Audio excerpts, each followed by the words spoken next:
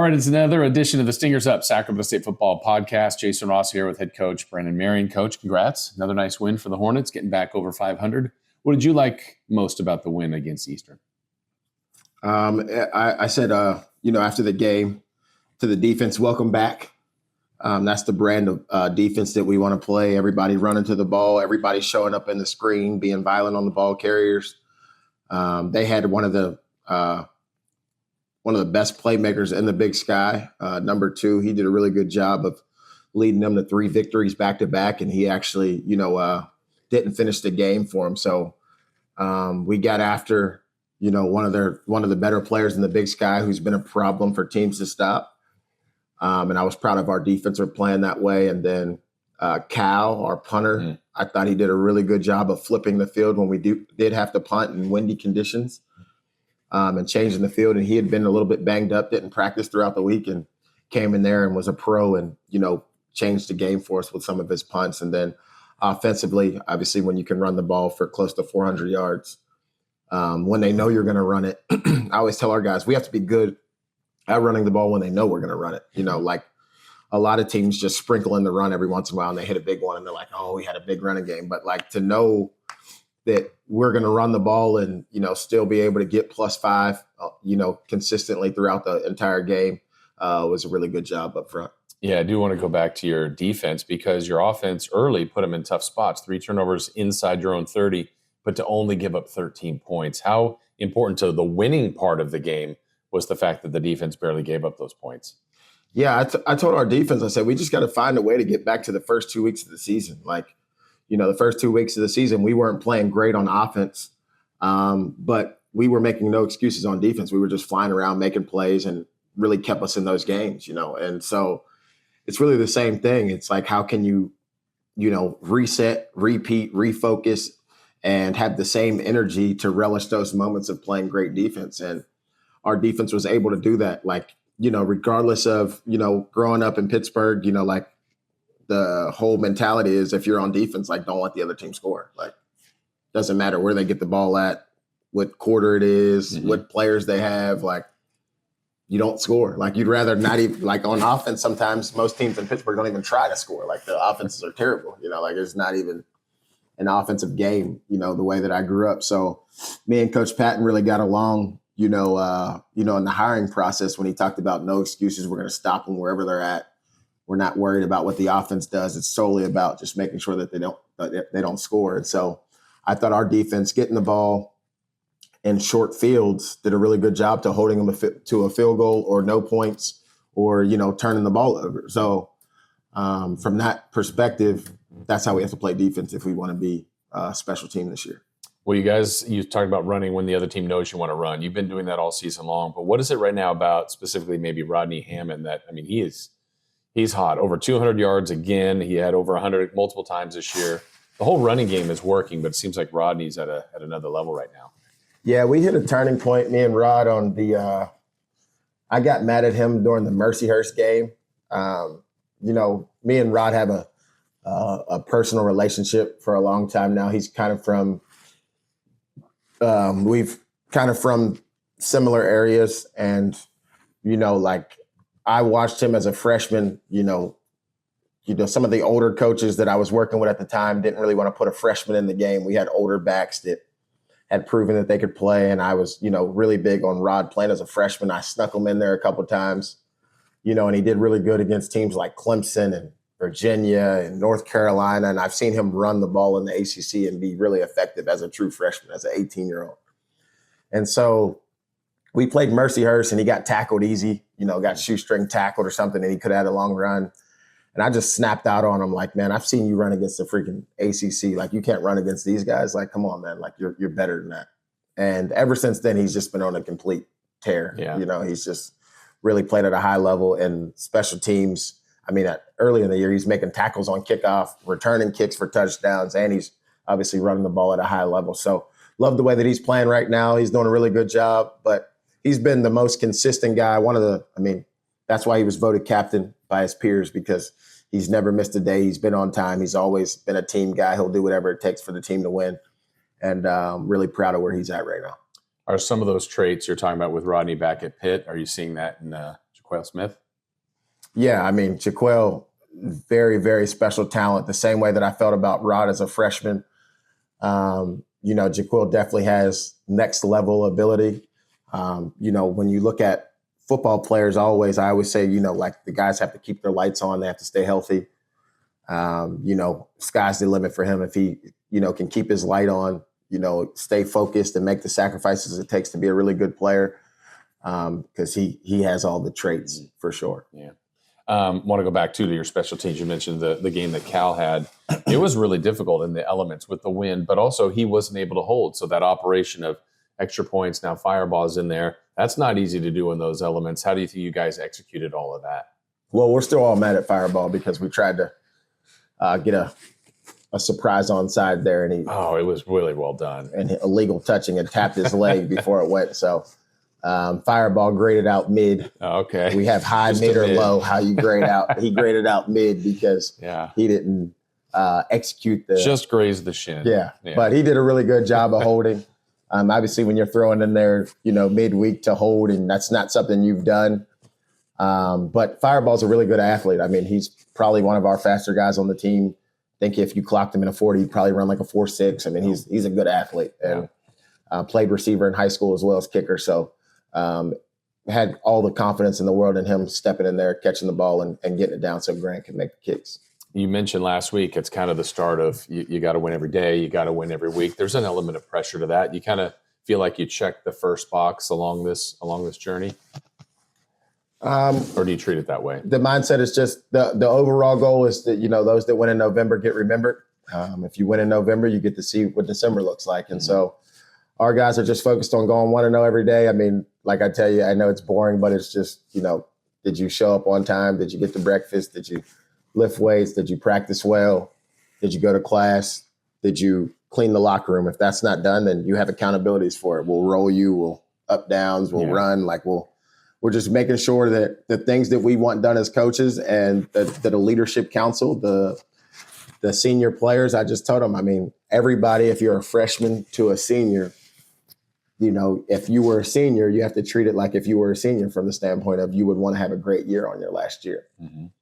And if everybody has that mentality, then we'll do the right thing. Yeah. So that's what, everybody who's healthy and staying and playing and has a smile on their face, that's what they're focused on right now. It's just being 1-0 each day. Saturday, you get Portland State. This is a team, if it's not proof that anybody can beat anybody any week, they've had a winless season until they play Cal Poly. They break through. So they've got to be feeling a little bit more confident. What do you see in the Vikings when you get ready for them? Yeah, I think you have to take this team very seriously. I think when they played Cal Poly tried a lot of gadgets, misdirection plays, and kind of got a little goofy. And Portland State capitalized on all those things. And so Portland State is a well-coached football team. They're playing for their coach. They just put up 40 points, right? So they could score on offense. They've shown they're capable to score on offense. They were in tight games with Eastern Washington and Idaho. Eastern Washington, Idaho. Not Idaho. Sorry, Eastern Washington. I apologize. There's so many games. They all blend together. Many games. They all blend together. They were in a tight game with Eastern Washington there for a while. And really what they're trying to do, it looks like they're just playing inspired ball. I mean, against Cal Poly, they looked like they look like, every other top tier team in the Big Sky as far as how they were playing. The running back's back healthy. I think he's a special running back. He was a freshman All-American. Number 24, he's got real juice. He can catch the ball out of the backfield. He did 4 or 5 touchdowns last week in the game. Yep. So he's a special kid. And then they have 2 quarterbacks that come in as they're young, but you can see the talent in them. They have young O-line, but same thing. I mean, they blocked Cal Poly soundly, right? And they got after them a little bit there. So we're going to have to play our A game because they're going to definitely give us their best game. Yeah. Well, last one for you. We were talking about the Big Sky. You haven't been through all of it yet, but it's your first year here. Just what's your overall thought on the level of play throughout the conference, top to bottom? Yeah, it reminds me a lot of the Mountain West. I mean, maybe a tick down from the skill perspective as far as the speed, but the trench play, the quarterback, the running back, the physicality of the league, the coaching, Really reminds me a lot of being in the Mountain West when I was at UNLV. Every week you have to bring it. Every week you have to have a great game plan. Guys have really good schemes, and every team plays hard. There's not any team that's just out there like like every team is trying to give you their absolute best. So a well-coached league, definitely a tough and physical league. So you have to be prepared. Yeah. Well, Coach, best of luck this week. All right, thank you.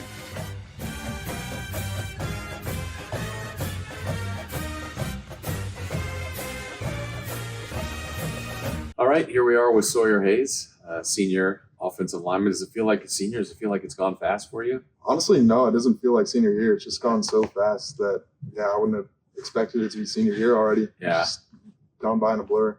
Well, for you, you're a nice story too, because, some guys come in, play right away, and it's like, okay, I get this experience. You've really had to work your way up. In some sense, it's got to be rewarding to kind of waiting for your time and then getting the time, and now you're playing all the time. What's your journey been like at Sac State? Yeah, for sure. So out of high school, I had never even played offensive line. Other than 4 or 5 games during COVID senior year, I was mostly D end and tight end. So coming into Sac State, I was like a fresh slate. I had to learn pretty much everything from Coach Rich, and getting thrown out there freshman year, going against real college guys. It was definitely a tough transition at first. I was 250 pounds.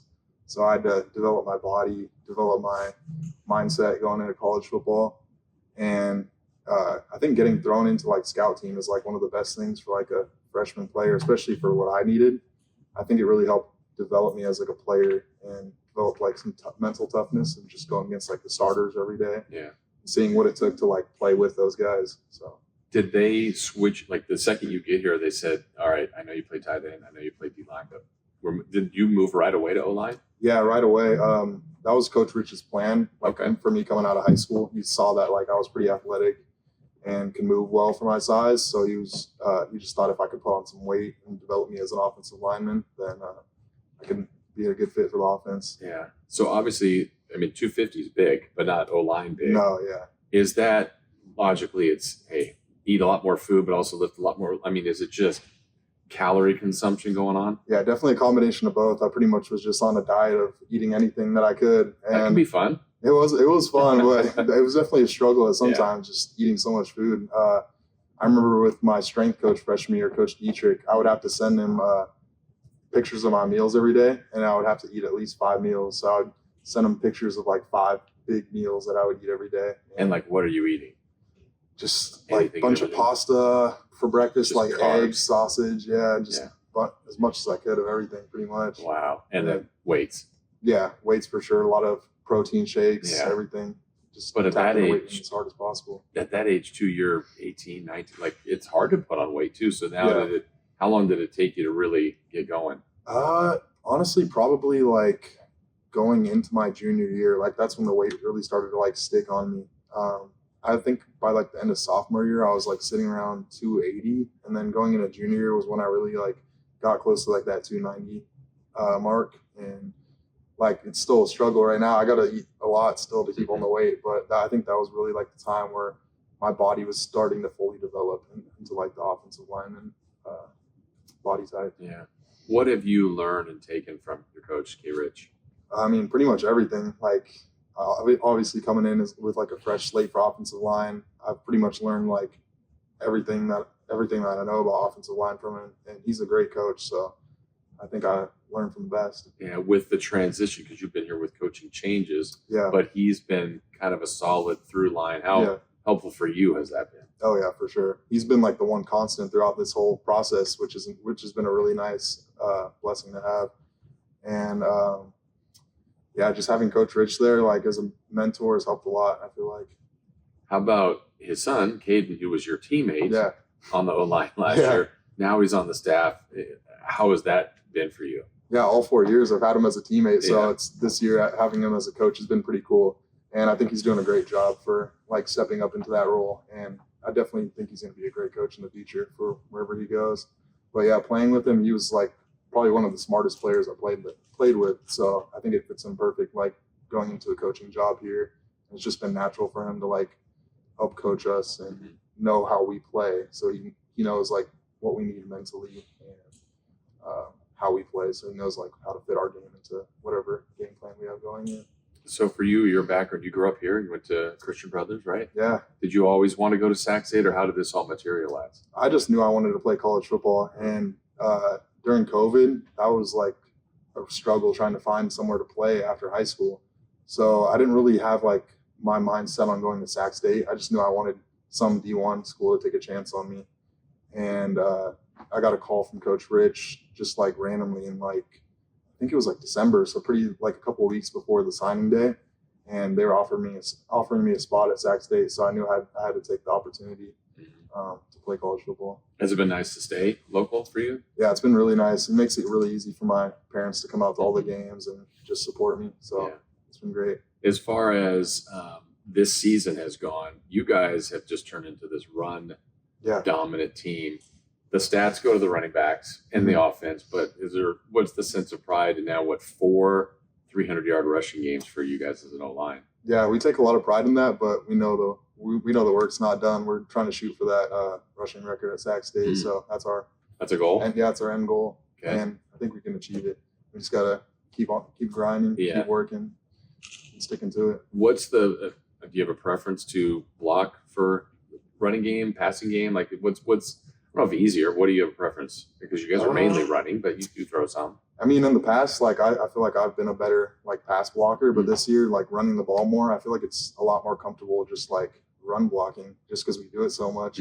And like when we do pass, it helps like with how good our run game's been, just to free up the pass game a little bit, and hopefully we'll get that going a little bit more. I've always wondered from a lineman's perspective. So you've got your job to do at the beginning of the play, and hopefully it's Rodney's going past you or Cardell or Jacoyle, whoever it is.